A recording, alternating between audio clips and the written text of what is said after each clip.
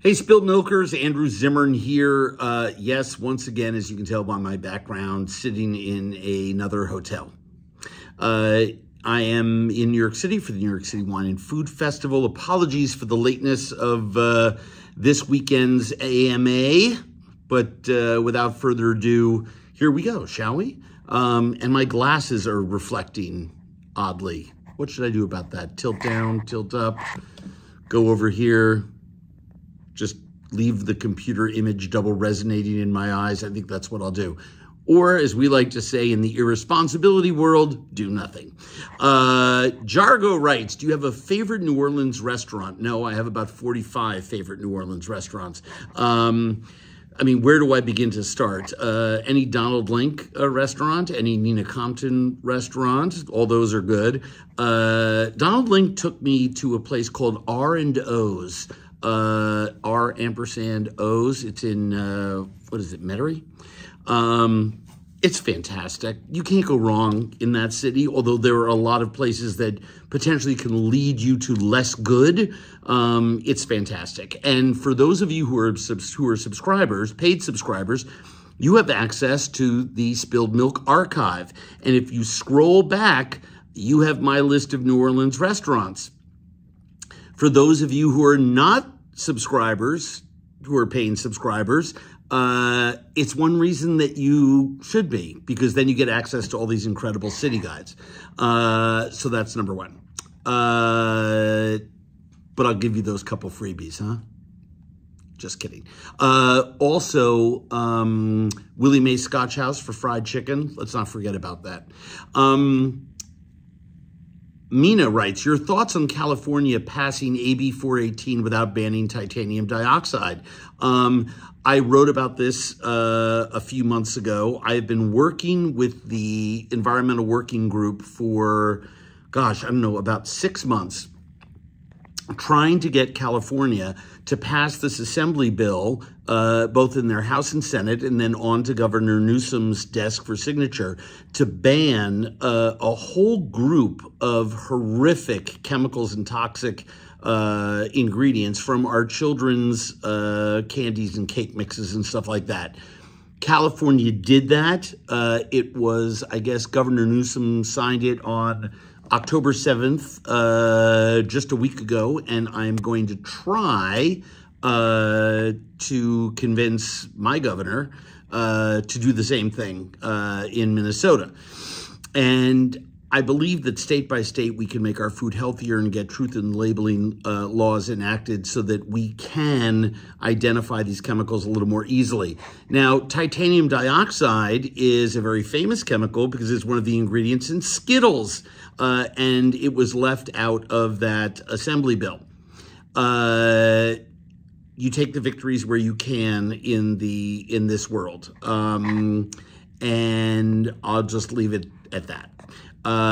Do I believe that there are other ingredients that could be used in Skittles that would replicate the titanium dioxide, I don't want to call them benefits, but recreate chemically what Skittles uses titanium dioxide for? Yes, of course.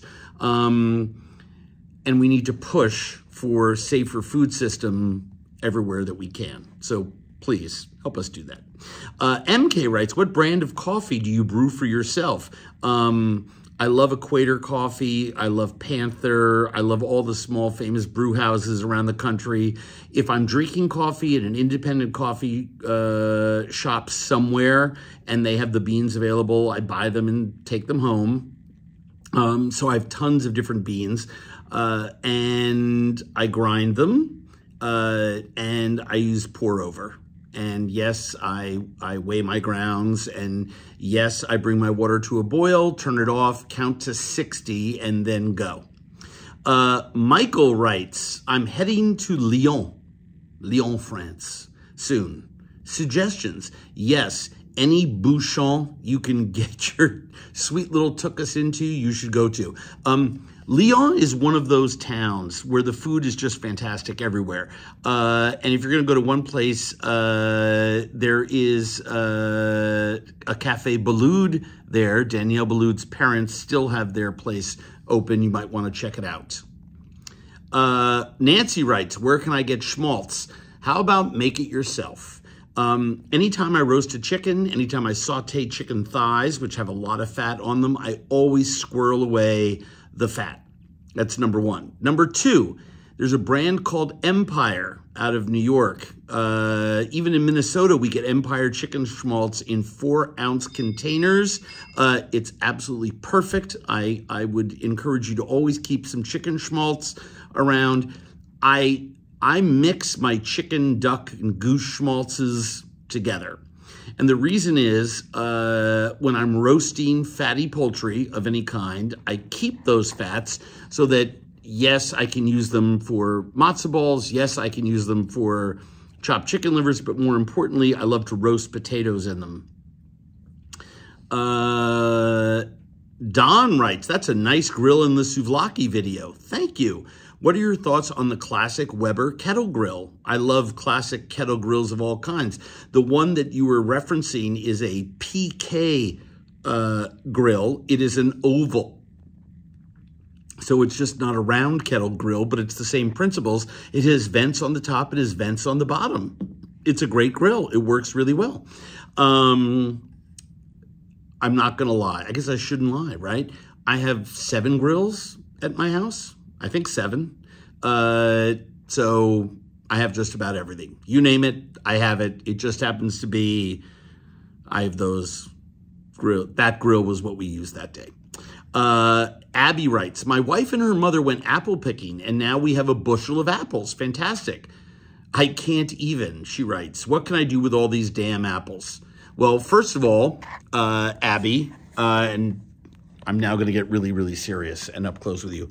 Regardless of what you're buying and regardless of what time of year, sometimes you have a lot of tomatoes coming out of the garden, or apples, process them. So what you can do is you can dehydrate. You can just slice and put them in the oven and dehydrate. You can use a dehydrator, which is great. You can make apple sauce, right?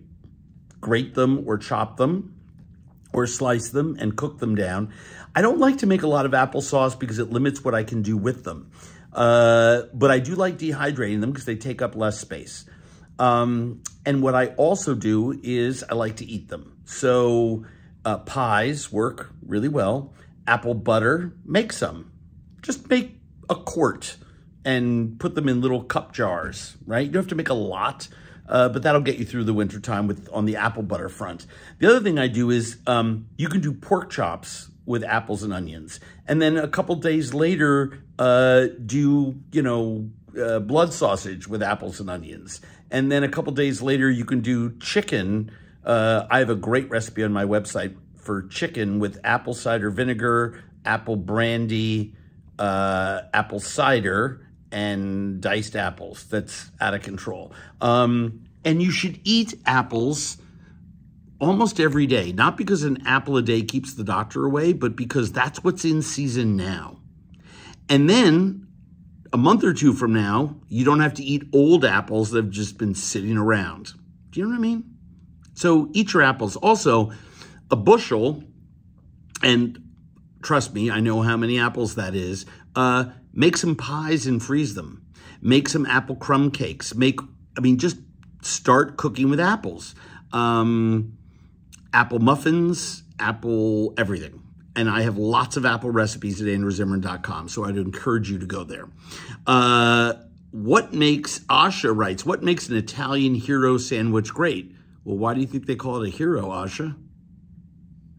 It's the seeded bread, it's the oil and vinegar, it's the crustiness of the bread with the yielding soft piquancy of the roasted peppers that I love on there. It's the spicy with the cheesy. It's the sweet with the sour. It's just, I don't know. It's all of those contrasts make for great food. And I think Italian sandwiches are some of the best. Now, that being said, I said some of the best. I am an equal opportunity sandwich lover. I'm obsessed with sandwiches. So, yeah, but that's what makes a good one. I will say thinly sliced fresh mozzarella, sliced tomatoes, just a little bit of lettuce, but I do like it for crunch. I do like roasted peppers on there, especially piquillo peppers. I know that's Spanish, but they're thinner. I like to put them on there. They're not as dominant as roasted red bell peppers.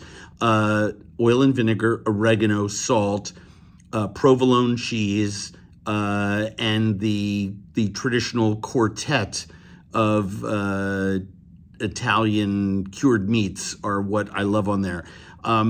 And I get mine from the Calabrian pork store in the Bronx, one of my favorite places to buy all of that stuff. I love the Calabrian pork store. But I guess, sandwich plus, a sandwich is meat plus bread, right? So the quality of the meat has to be good, and the quality of bread will make or break your sandwich. So a really good Italian seeded roll. Daniel writes, any recommendations for low-budget caterers? As people and corporations tighten their belts, I'm noticing, I'm not sure where to find clients to maintain revenue. Thank you again. Oh, I get it. You're a caterer, and you are suffering because your clients are spending less. I know. I think the more often that you can ring the register, the better. So drop-off tray business is always going to be important. And while it's not the most glamorous side of the business, the more of that you can do, the more drop-off you can do, allows you to cut costs. You don't need as many people. And that's my very first recommendation. As someone who does co-own a catering company, I get it. I feel you. It's really, really hard. The food business is hard, but you keep plugging away at it because it's what we love, and we get more satisfaction by feeding people than by shutting our doors. Hang in there. I feel for you. Kyle writes, is your souvlaki a sandwich or a taco? Obviously, both. Such an easy question. Spilled Milkers, love you. See you later.